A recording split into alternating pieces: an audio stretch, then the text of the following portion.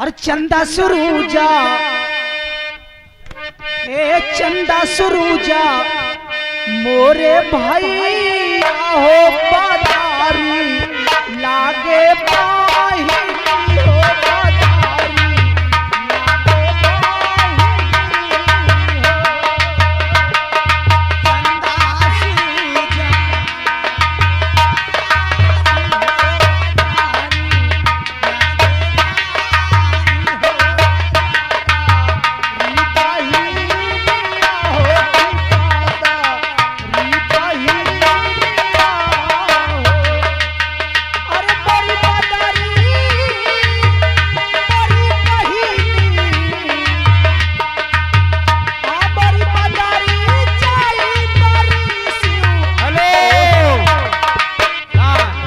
पाही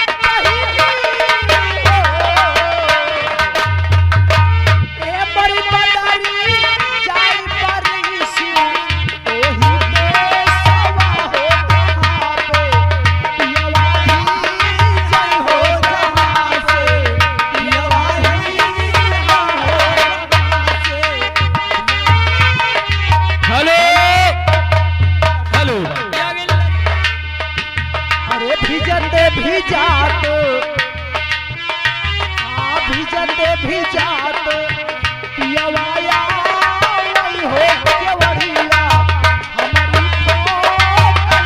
केवड़िया हमारी ए मोरी भाना मोरी रनिया ए मोरी धनिया हो चंद केवाड़िया हो